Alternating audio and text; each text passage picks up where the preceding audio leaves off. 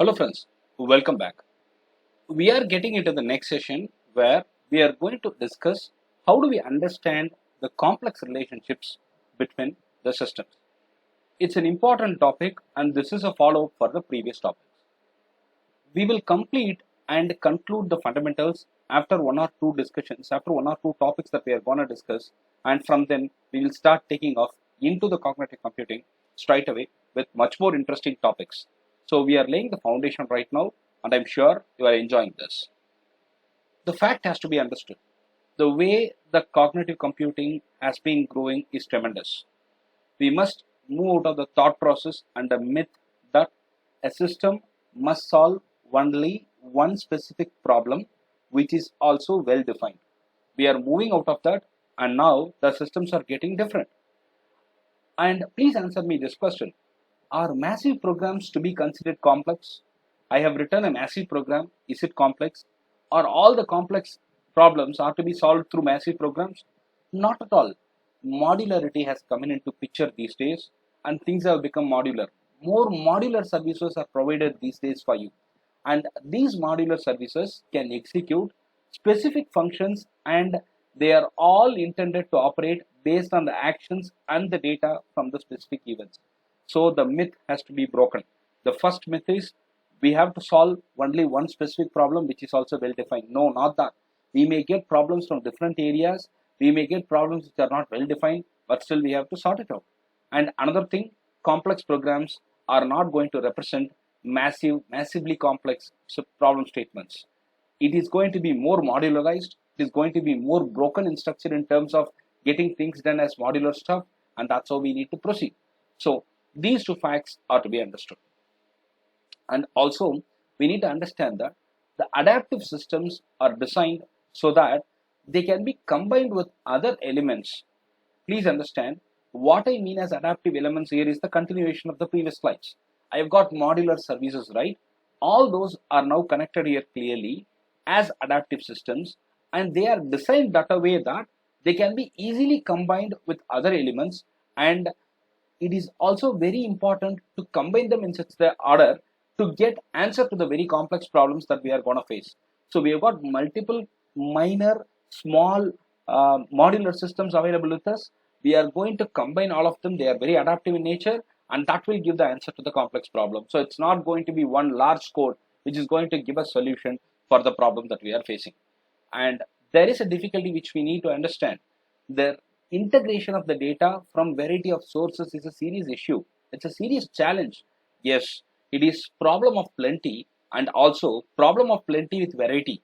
I get data from different sources and it is of different varieties as well. So handling that is a huge challenge. The process begins with the physical ability to ingest data sources. This is a huge point that you need to make a note. The process begins with physical ability to ingest the data sources. But the complexity actually is in the integration process and the process of discovering the relationship between the data sources. Why do we have to discover the relationship between the data sources? I discussed this in the previous sessions. Insights. We need to generate insights from the data. That too, meaningful insights. So the complexity is connected to the integration process followed by the relationship exploration between the data sources. That's very important for us to gain insights. Now, we need to understand a very important point, which is the differences between the structured and unstructured data. Because we are going to dive deeper into data, we are going to understand data, explore data, we are going to generate insights from data. So we need to understand what is the difference between the data source if it is going to be structured and if it is going to be unstructured. Structured data can be displayed clearly and easily as rows and columns. Unstructured data, you cannot do that. You cannot display that as rows and columns. Structured data, when you understand that that can be displayed as rows and columns, that could be numbers, strings, or dates. Unstructured data can be anything like video, images, audio, emails, and all these come under the category of unstructured data. Structured data, as much as about 20 to 25% of the enterprise data falls in this category. When you come to unstructured, it is about 75 to 80%. The massive amount goes here. That falls in this category. So it's mostly unstructured, and that is where the challenge lies. No much storage is required when you come to structured data, but unstructured data, on the other hand, would certainly need heavy storage. Managing the structured data is always easier because it is structured. A person who is very disciplined can be managed easily. A person who has got no discipline would be difficult to handle. So we have got unstructured data which is not structured properly, which is not easy to handle as well. They are definitely not easy to manage. So these five differences are important for you to understand and recollect, and certainly these points will be useful at later point in time. We are going to more in-depth understanding of the data. Unstructured text-based information sources must be parsed so that it is clear what content is the proper nouns, what is verbs, what is objects. This process of categorization is pretty much important so that the data can be consistently managed. We are always talking about understanding the data. We are always talking about generating insights from the data. We also talk about how do we manage the data. So we need to definitely follow the process of categorization so that it helps in managing the data. The data from the unstructured sources, which can include the images, video, voice, are to be analyzed mostly through deep learning and deep analytics of patterns and outliers.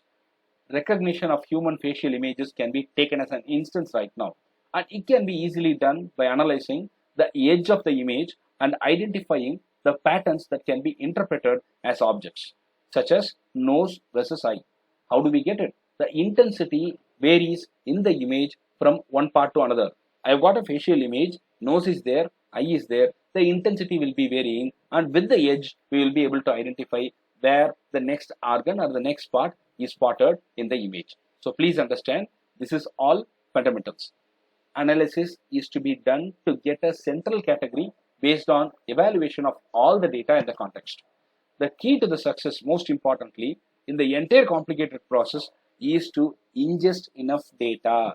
We need to ingest enough data in these categories so that it is possible to apply machine learning algorithm that you are going to develop, and that could continue to refine the data. So broader the knowledge area is, more difficult the process would be. I am looking at a broader knowledge area, so definitely it would be difficult for me and the process would get more complex. Now, when the data is combined from variety of sources, which means the input sources are of different variety and are different totally, it must be categorized into some sort of clear database structure. It is most helpful to have an approach that is highly interdisciplinary and also provides a framework to help individuals find answers to some fundamental questions based on continuously refining the elements of the information sources that are relevant. So let me give an example. If the system can decipher a proper noun, then find verbs and the object of the particular verb, then it will be easier to determine the context of the data so that the user can make sense of the data and apply it to the problem domain. I repeat it. If the system can decipher a proper noun, that's the first step, and then finds the verb and the object of the verb, then it will be easier to determine the context of the data so that the user can make sense of the data to apply it to a particular problem domain. The human brain is going to be taken as reference here, and we have already discussed a lot about the human brain. The human brain can automatically translate images into meaning. On seeing an image, we understand what the meaning is so easily. Images give us a lot of inputs and we can understand the meaning. A doctor who is really trained to read an X-ray can interpret differences in the results in hundreds of patients in almost real time. Now, what is real time? Real time is logical correctness of the operation within a deterministic deadline. I'm going to apply the brake, the car should stop at the time it is expected to stop. That's real time. Now, the doctor also will be capable of doing it, is what we understand. On seeing different X-rays, he will be able to identify the differences in the X-ray, and he could probably be able to identify the results as well in terms of he could also diagnose the problems so easily in real time because he understands it very well and he is trained so. Human brain can automatically translate images into meaning is the point. The untrained individual can possibly recognize a picture of a person he has only met twice. I have met you twice, third time you are showing me a picture and I can recognize you for sure. You being able to extract data from the images, videos and speech is an important issue in gaining understanding of all types of data. This sort of analytics is helping us out significantly with the evolution of cloud-based services as well. These services are making it possible to scale advanced analytics on everything. Take the machine vision, speech recognition, the ability to gain insights into real-time streaming of images and video, everything is now possible. In a cognitive system, it is definitely very critical to be able to analyze this information to gain insights into information that is not text-based even, and this has to be done in real time. I repeat, in a cognitive system, it is certainly very critical to be able to analyze this sort of information to gain insights into information that is not text-based. I repeat, text-based. For an instance, analyzing image data from thousands of faces may identify a criminal or thief.